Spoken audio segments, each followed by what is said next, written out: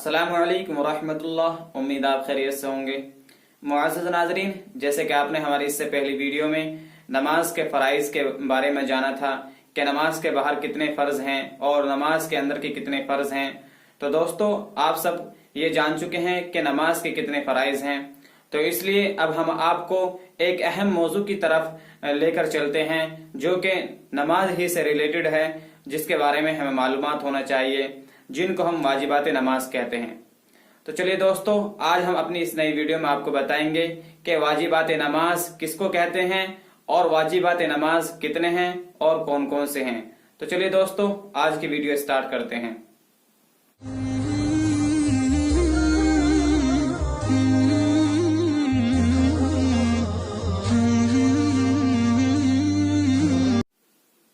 बिस्मिल्लाहिर्रहमानिर्रहीम। वाजिबात नमाज किसे कहते हैं? वाजिबात नमाज ऐसी चीज़ों को कहते हैं कि अगर भूले से छूट जाएं तो सजदा सहू करने से नमाज सही हो जाती है, लेकिन अगर जानबूझकर छोड़ दें तो फिर नमाज फासिद हो जाती है और नमाज को दोबारा दोहराना पड़ता है। तो चलिए दोस्तों, अब हम जानते हैं कि नमाज के वाजिबात कितने हैं और कौन कौन से हैं। नमाज के कुल वाजिबात 15 हैं।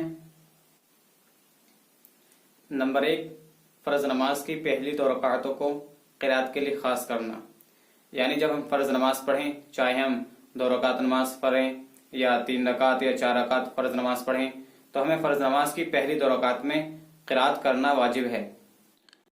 नंबर 2 है फ़र्ज नमाज की पहली 2 रकात में और हर नमाज की हर रकात में सूरह फातिहा पढ़ना। यहाँ पर ये बात याद रखनी चाहिए कि जब हम फ़र्ज़ नमाज पढ़ें, चाहे 2 रकात नमाज पढ़ें या 3 रकात पढ़ें या 4 रकात पढ़ें, तो फ़र्ज़ नमाज की सिर्फ पहली 2 रकात में सूरह फातिहा पढ़ना वाजिब है। बाकी की 1 या 2 रकात में सूरह फातिहा पढ़ना सुन्नत है। लेकिन अगर हम सुन्नत पढ़ रहे हैं या नफिल पढ़ रहे हैं या वितर पढ़ रहे हैं, तो फिर हमें हर रकात में सूरह फातिहा पढ़नी वाजिब है। नंबर 3 है फ़र्ज़ नमाज की पहली 2 रकातों में और हर नमाज की हर रकात में सूरह फातिहा के बाद 1 बड़ी आयत या 3 छोटी आयत पढ़ना।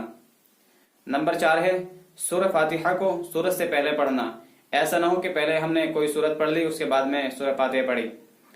नंबर 5 है क़िरात के बाद रुकू और रुकू के बाद सजदा करना, और इसमें तरतीब कायम रखना, यानी ऐसा ना हो कि पहले हमने सजदा कर लिया उसके बाद में रुकू कर लिया, बल्कि पहले रुकू करना है उसके बाद में सजदा करना है। नंबर 6 है क़ौम करना, यानी रुकू करके सीधा इत्मीनान से खड़ा होना। ऐसा ना हो कि हम रुकू करके बिल्कुल खड़े भी नहीं हुए हैं इत्मीनान से और एकदम से हम सजदे में चले गए, बल्कि इत्मीनान से खड़े हों, उसके बाद में आराम से सजदे में जाएं। नंबर 7 है जलसा, यानी दोनों सजदों के दरमियान में आराम से बैठना। ऐसा ना हो कि जब हम पहला सजदा करें तो दूसरे सजदे में भी फौरन चले जाएं उठते के साथ ही, बल्कि दूसरे सजदे से पहले जो बैठते हैं वो उसमें आराम से बैठें और फिर उसके बाद में दूसरा सजदा करें। तो दोस्तों, आज की इस वीडियो में बस इतना ही, और बकिया इंशाअल्लाह हम अगली वीडियो में बताएंगे आपको। तो दोस्तों, अगर ये मालूमात आपको नहीं थी तो आप इन मालूमात को याद करें, और अगर आपके किसी दोस्त अहबाब को इन चीज़ों का इल्म नहीं है तो आप इस वीडियो को उन लोगों तक शेयर करें ताकि आप भी उन लोगों की इस्लाह का जरिया बन सकें।